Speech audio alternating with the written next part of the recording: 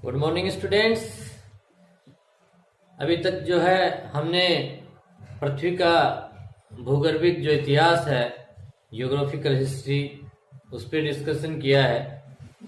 आज हम पृथ्वी की जो आंतरिक संरचना है उस पर डिस्कस करेंगे। पृथ्वी की जो आंतरिक संरचना है वो कुछ हद तक तो हम जो है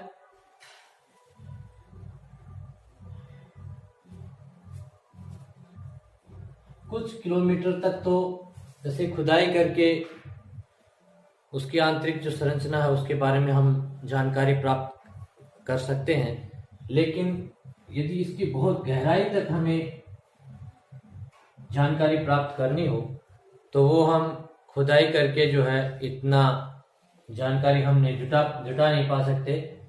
एक तो क्या है कि जैसे जैसे हम पृथ्वी के केंद्र की तरफ बढ़ते हैं तो यहाँ तक तो जैसे टेम्परेचर जो है इसका इंक्रीज होता है, बढ़ता है, यानी प्रत्येक 32 मीटर पर 1 डिग्री सेंटीग्रेड टेम्परेचर जो है वो इंक्रीज होता है। तो इसलिए अंदर जैसे जाएंगे तो बहुत ज्यादा टेम्परेचर होगा, तो खुदाई करना भी जो है नामुमकिन काम है। तो इसके लिए जो है हम कुछ अन्य जो साधन हैं उनके द्वारा जानेंगे कि पृथ्वी की जो आंतरिक संरचना है वो कैसी है। तो वो जो स्रोत हैं, पृथ्वी की आंतरिक संरचना को जानने के जो स्रोत हैं उनमें से कुछ जो स्रोत हैं वो अप्राकृतिक यानी कृत्रिम है,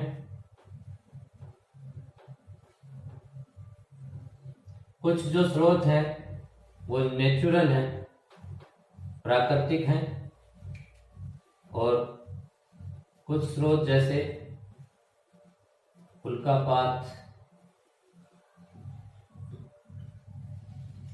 अप्राकृतिक जो स्रोत हैं उनमें तापमान, दाब, घनत्व यानी टेम्परेचर, प्रेशर और जो डेंसिटी है उसके द्वारा जो है हम पृथ्वी की आंतरिक जो संरचना है उसके बारे में अनुमान लगा सकते हैं। इसके अलावा प्राकृतिक जो स्रोत हैं, प्राकृतिक स्रोत में जैसे ज्वालामुखी उद्गार,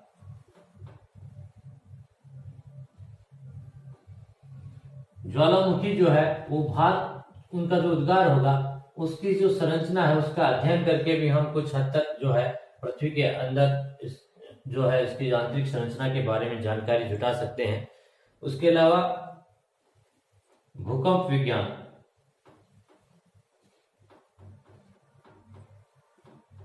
इसके द्वारा भी हम पृथ्वी की जो आंतरिक संरचना है उसके बारे में जानकारी प्राप्त कर सकते हैं। उल्कापात, जब हम बात कर रहे हैं सौर मंडल जो है, सौर अन्य जो ग्रह हैं उनकी जब उत्पत्ति हुई है तो सौर परिवार के अंदर, तो उसी समय ये उल्कापात भी जो है इनका भी कुछ जो है ये उन्हीं ग्रहों की तरह है जो है अलग होकर के और एक पिंड की तरह जो है अब ये कभी कभार जो है वो पृथ्वी पे आके गिरते हैं। तो इनकी कुछ सिमिलर जो स्ट्रक्चर वगैरह हम जान करके, इनकी संरचना जान करके हम कुछ अनुमान, जैसे निकल और इनके अंदर जो है लोहा, फेरस जो है वो इनके अंदर मिले हैं, तो उससे हम अनुमान लगा सकते हैं कि पृथ्वी जो है वो भी, इसमें भी जो निकल और फेरस जो है वो उसकी उपस्थिति दर्ज हो सकती है। तो इस तरह से ये अनुमान हम इसके आधार पर लगा सकते हैं। तो कुछ अप्राकृतिक, प्राकृतिक स्रोत और ये उल्कापात, इन स्रोतों के द्वारा जो है हम पृथ्वी की जो आंतरिक संरचना है उस पर किस तरह से जानकारी जुटाते हैं उस पर हम डिस्कस करते हैं। पहले हम देखते हैं अप्राकृतिक जो स्रोत हैं उनसे कैसे हमें पृथ्वी की जो आंतरिक संरचना है उसके बारे में पता चलता है। तो अप्राकृतिक जो स्रोत है उसमें जैसे टेम्परेचर की यदि बात करें, तापमान की हम बात करें, तो जैसे मैंने बताया अभी कि प्रत्येक 32 मीटर, लगभग 8 किलोमीटर तक तो ये स्थिति रहती है कि प्रत्येक 32 मीटर नीचे की गहराई की तरफ चलते हैं तो 1 डिग्री सेंटीग्रेड टेम्परेचर जो है वो इंक्रीज होता है। उसके बाद जैसे टेम्परेचर की जो इंक्रीज होने की जो दर है वो उसमें खास होता है, कमी आती है। और इसके केंद्र का जो टेम्परेचर है वो लगभग 2000 डिग्री सेंटीग्रेड के आसपास है। अब यदि अनुमान लगाएं हम कि जैसे इधर जो टेम्परेचर जो है वो इंक्रीज हो रहा है, इसका मतलब जितना टेम्परेचर इंक्रीज होगा तो अंदर का जो मटेरियल है वो कैसा होना चाहिए, वो लिक्विड होना चाहिए हिसाब से। क्योंकि कोई भी चीज है उसको हम जितना ज्यादा टेम्परेचर देंगे तो वो मेल्ट होगी, पिघलेगी, और पिघल के कैसी होगी, वो लिक्विड अवस्था में। इसका मतलब तो क्या होना चाहिए कि यदि जैसे जैसे टेम्परेचर इंक्रीज हो रहा है तो बाहर वाली जो चीजें हैं वो ठोस होंगी, अंदर वाली चीजें हैं वो कैसी होंगी, लिक्विड होंगी। लेकिन अंदर वाली चीजें लिक्विड नहीं है, उसके पीछे कारण क्या है? उसके पीछे कारण ये है कि टेम्परेचर तो इंक्रीज हो रहा है, वो द्रवावस्था में आ सकती हैं, लेकिन टेम्परेचर इंक्रीज के साथ साथ इस पे प्रेशर भी बढ़ रहा है। क्यों? क्योंकि इसके अंदर बहुत सारे जो है, जैसे ये चट्टाने, भारी भारी भरकम चट्टाने जो है, अब इनका क्या होगा, इस पे दबाव रहेगा कि जैसे जैसे नीचे की तरफ जाएंगे तो प्रेशर भी क्या होता जाएगा, इंक्रीज होगा। तो प्रेशर जब बढ़ाते हैं तो प्रेशर बढ़ाने पर मेल्टिंग जो पॉइंट है वो बढ़ जाता है, यानी गलनांक जो बिंदु है वो भी क्या हो गया, इंक्रीज हो गया, बढ़ गया।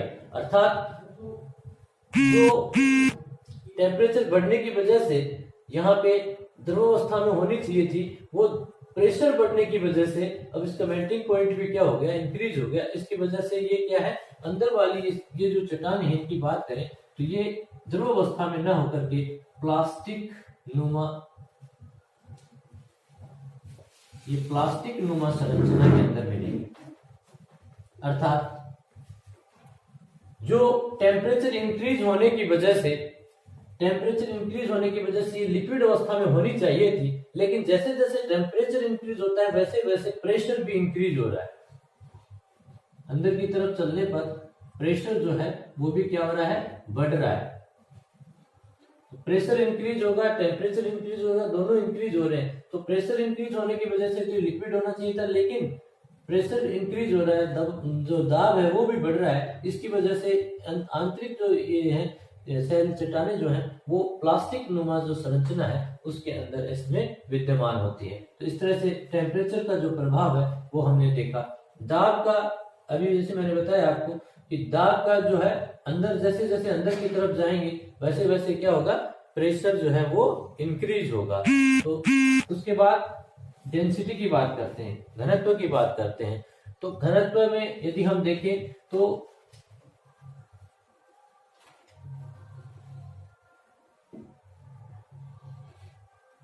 ये जो भूभाग है जिसको हम भू प्रॉपर्टी के नाम से जानते हैं,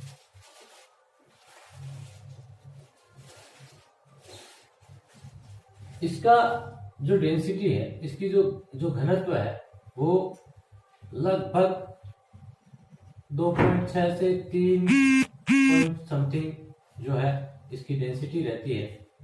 और उसके बाद ये जो भाग है इसको हम बोलते हैं मेंटल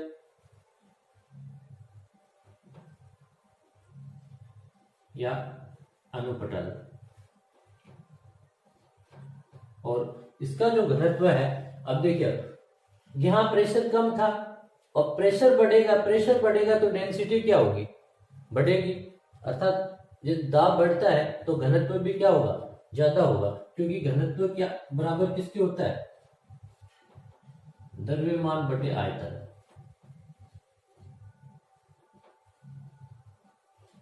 प्रेशर बढ़ेगा, दाब बढ़ेगा तो आयतन कम होगा, और आयतन कम होगा तो घनत्व क्या होगा, बढ़ेगा। अर्थात जैसे जैसे दाब बढ़ेगा वैसे वैसे घनत्व भी क्या होगा, बढ़ेगा। तो नीचे की तरफ जाते हैं तो प्रेशर बढ़ रहा है, प्रेशर बढ़ रहा है तो घनत्व भी क्या होगा, बढ़ेगा। तो ये जैसे 2.5-3 के आसपास था बाहर वाले का, यहाँ पे ये जो है मेंटल वाले का ये 5। अब ये जो है घनत्व जो है, अब देखो द्रव्यमान बटे आयतन, इसका मतलब ये हो जाएगा आपका ग्राम प्रति सेंटीमीटर क्यूब, ग्राम प्रति सेंटीमीटर क्यूब। इसी तरह से ये जो आंतरिक भाग है इसको हम कोर या क्रोड के नाम से जानते हैं।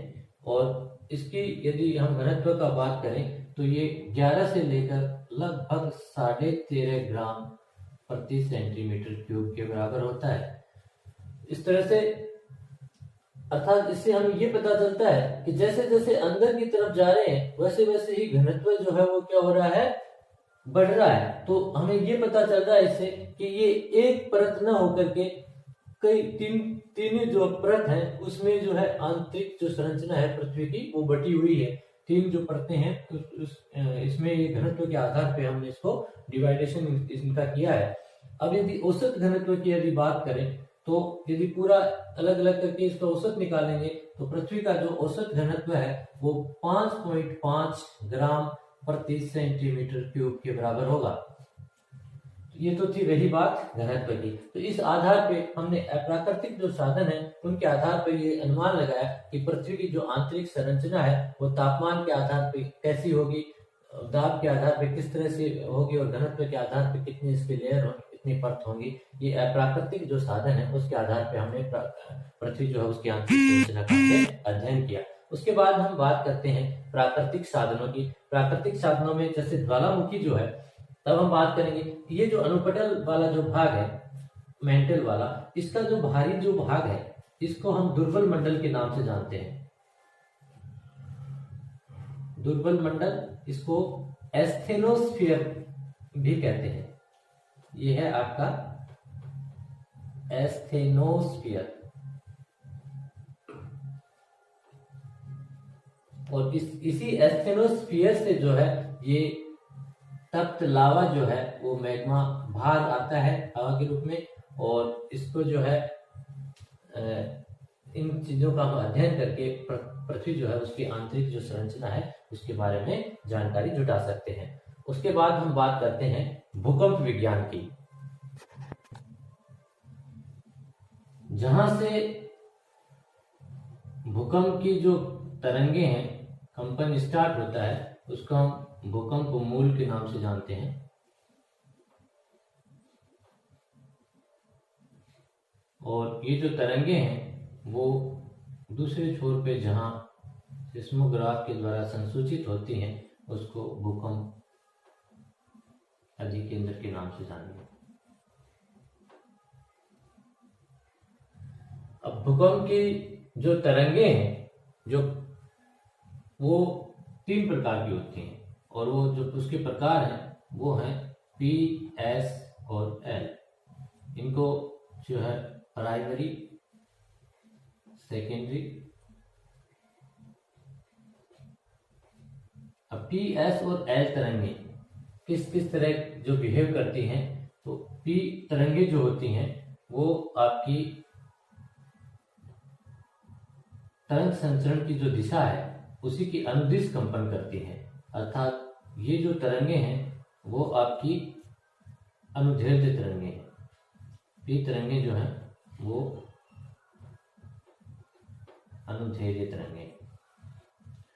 तरंग संचरण की दिशा की अनुदिश कंपन करने का मतलब ये है कि मान लो कि यहां से ये जो तरंग है ये चली है यहां से, और ये जैसे माध्यम के कण है, तो ये माध्यम के जो कण है इनका जो कंपन होगा वो ऐसे ऐसे होगा।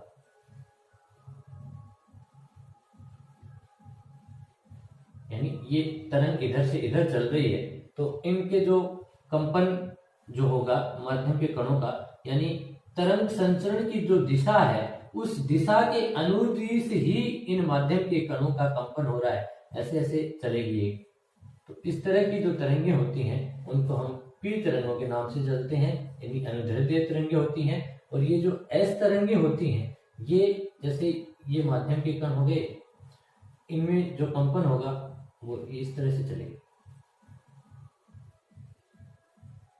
और इन तरंगों को हम अनुप्रस्थ तरंगे कहते हैं।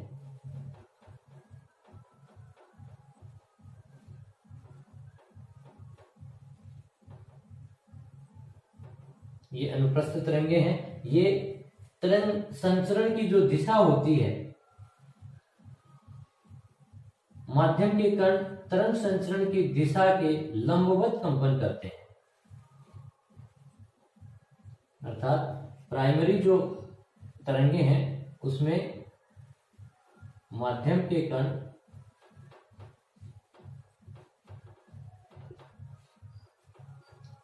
तरंग संचरण की दिशा के अनुदिश कंपन करते हैं।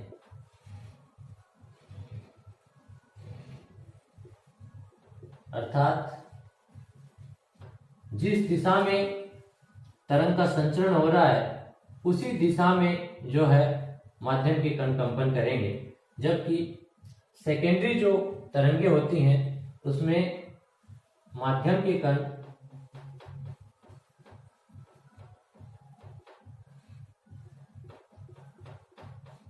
तरंग संचरण की दिशा के लंबवत कंपन करते हैं।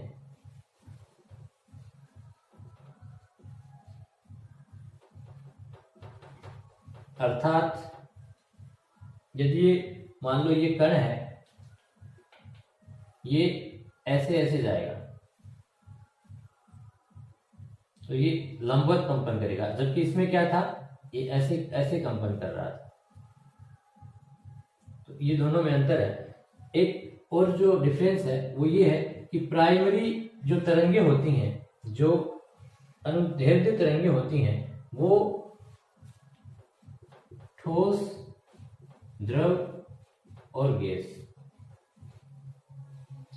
तीनों में से इनका संचरण हो सकता है, जबकि अनुप्रस्थ जो तरंगे होती हैं वो ये सेकेंडरी जो तरंगे हैं वो केवल और केवल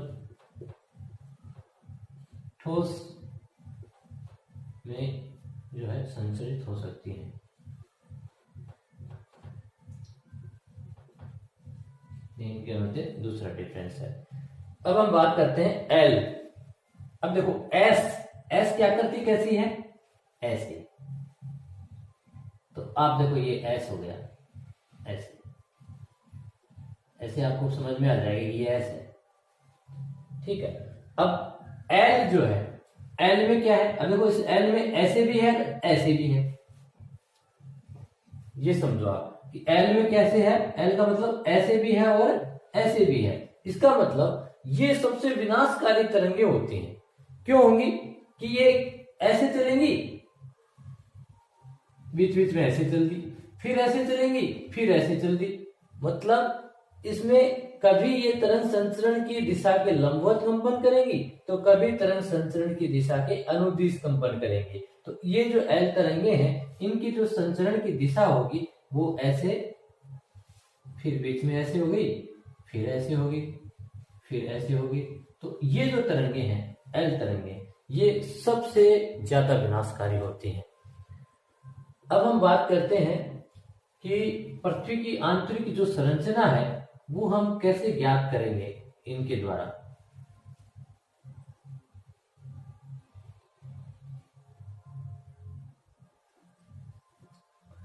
तो इसमें हम देखते हैं कि पी तरंगे जो है वो क्या है,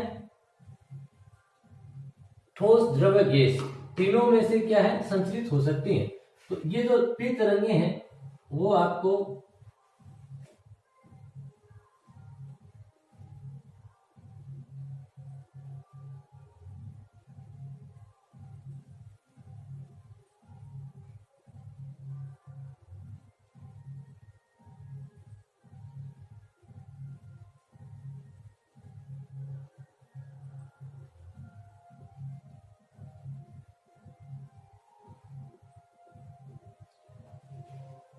यानी इसको ये भू प्रॉपर्टी से भी जा सकते हैं, मेंटल से भी जा सकते हैं और क्रोड से भी जा सकते हैं। और ये यहाँ पे अधिकेंद्रित होती हैं, यहाँ पे अधिकेंद्रित होती हैं। ये पी तरंगे हैं, ये पी तरंगे हैं और ये भी पी तरंगे हैं। लेकिन यदि हम बात करें एस तरंगों की, तो ये पी के बाद में जो एस की यदि हम बात करें तो एस जो तरंगे हैं वो सिर्फ और सिर्फ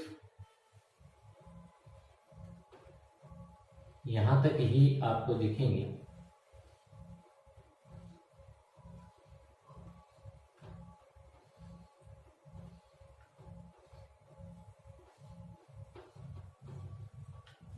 यानी ये एस तरंगों का हो गया, ये एस तरंग हो गया। अब ये जो क्षेत्र है यहाँ पे 105 डिग्री से लेकर के 140 इधर और 105 डिग्री से लेकर 140 डिग्री इधर, यहाँ पर और यहाँ पर किसी भी प्रकार की कोई भी तरंग जो है वो अधिकेंद्रित या संसूचित नहीं होती है, और इसको हम भूकंप छाया क्षेत्र के नाम से जानते हैं। यानी यहाँ पे न तो पी प्रकार की तरंगे दृष्टिगत हो रही है और न ही एस प्रकार की या एल प्रकार की किसी भी प्रकार की जो तरंगे हैं वो 105 से 140 के बीच में संसूचित नहीं हो रही हैं। इसी तरह से इधर भी 105 से 140 डिग्री जो क्षेत्र है वहां पर भी किसी प्रकार के कोई भी भूकंप जो तरंगे हैं वो संसूचित नहीं हो रही हैं। इस प्रकार हम कह सकते हैं कि ये जो क्षेत्र है ये भूकंप छाया क्षेत्र है। और यहां से लेके और 105 से लेकर इधर 105 तक, यहां तक देखो आप कोई भी एस जो तरंगे हैं वो दृष्टिगोचर नहीं हो रही हैं, तो इसको हम एस तरंगों का भूकंप छाया क्षेत्र भी कह सकते हैं।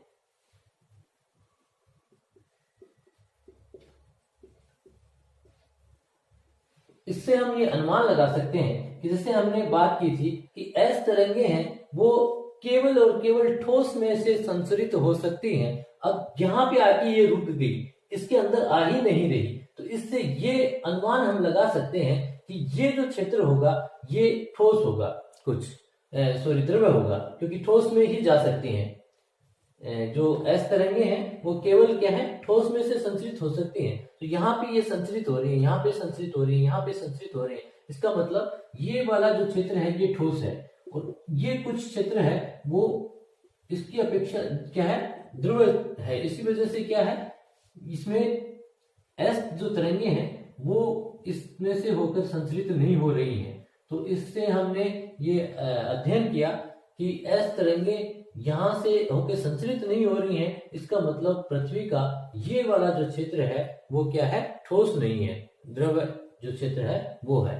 तो इस आधार पे हमने ये अध्ययन किया तरंगों के संचरण के आधार पे कि कौन सा भाग जो है वो ठोस है, कौन सा द्रव्य है और कौन सा जो है प्लास्टिक नुमा। तो हमने इसका हमने देखा कि एक क्षेत्र ये हो गया, ये क्षेत्र हो गया और ये क्षेत्र हो गया। इस क्षेत्र का हमें और कैसे पता चला, क्योंकि यहाँ पे पी तरंगे भी इसके अंदर से जब जा रही हैं तो देखिएगा यहाँ पे इनका क्या हुआ है, जैसे ये आ रही थी तो यहाँ पे इनका एंगल जो है वो चेंज हो गया। जैसे यहाँ पे टकराई तो इनका एंगल चेंज हो गया।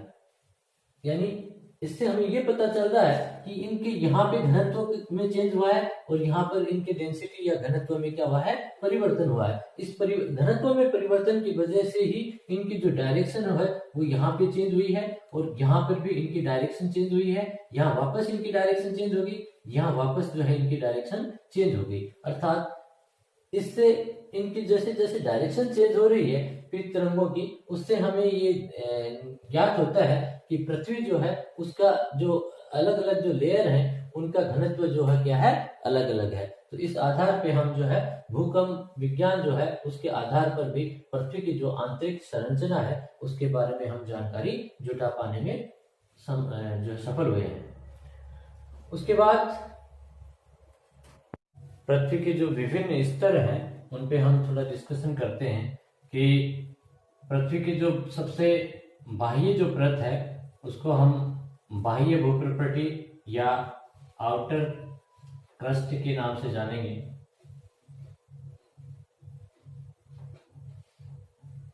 और उसके बाद ये वाला जो क्षेत्र आपको दिख रहा है ये आपकी आंतरिक भूप्रपटी या इनर क्रस्ट।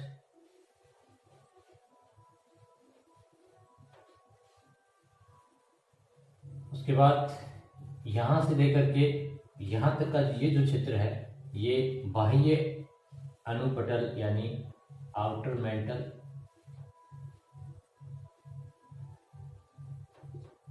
और ये वाला जो क्षेत्र है ये आंतरिक अनुपटल अर्थात इनर मेंटल, और ये जो है आउटर क्रोड,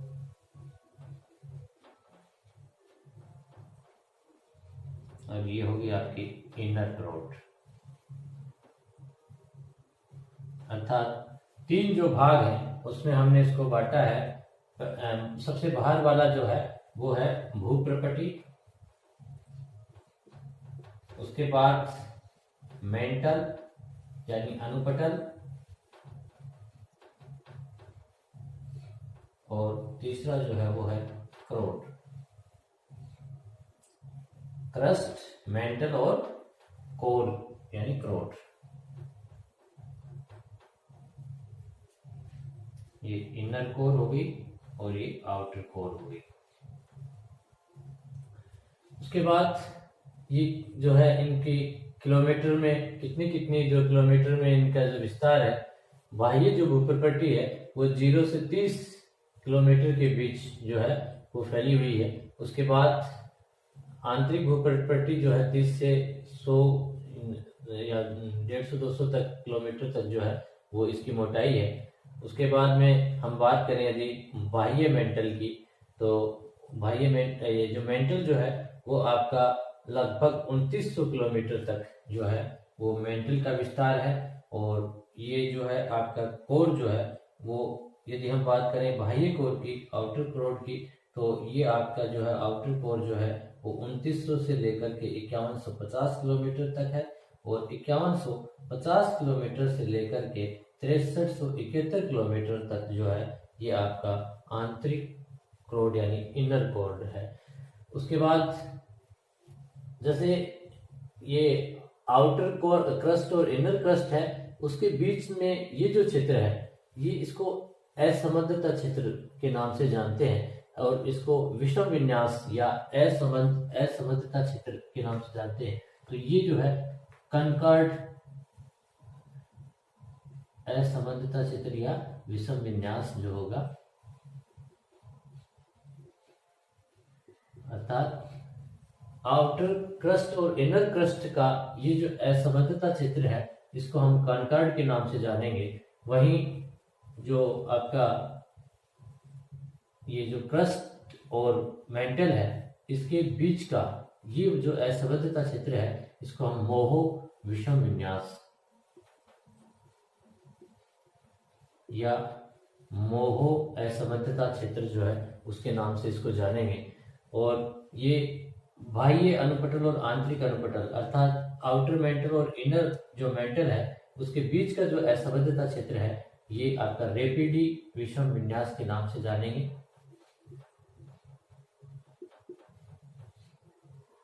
और आंतरिक अनुपटल अर्थात मेंटल और ये जो कोर है इसके बीच का जो असंबद्धता क्षेत्र है उसको हम विचल गुटनबर्ग के नाम से जानेंगे।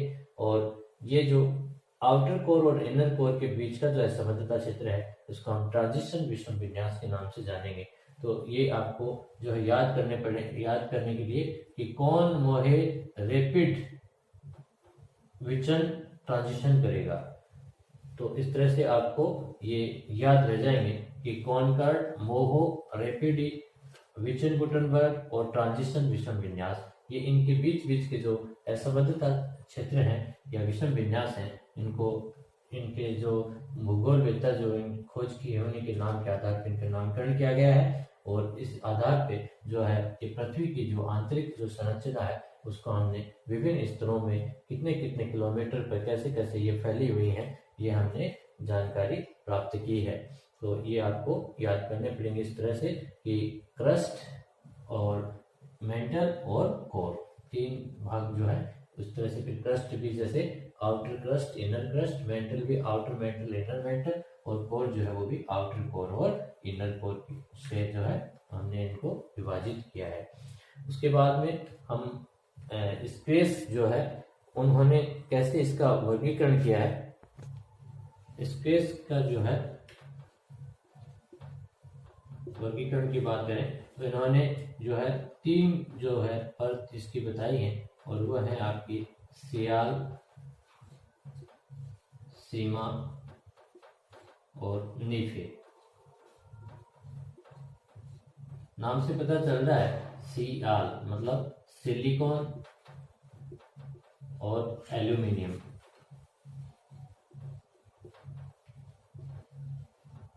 सीमा SiMg मतलब सिलिकॉन और मैग्नीशियम। इसी तरह से निफे यानी Na और Fe मतलब निकल और फेरस यानी लोहा। तो 3 जो परत हैं इनकी जो है कौन कौन सी में धातुएं जो है इन परतों में मिलती हैं। सियाल में जो है सिलिकॉन और एल्यूमिनियम मिलेगी, सीमा में सिलिकॉन और मैग्नीशियम मिलेगी, वहीं निफे जो है उसके अंदर निकल और जो है फेरस मिलेगी। अर्थात इस तरह से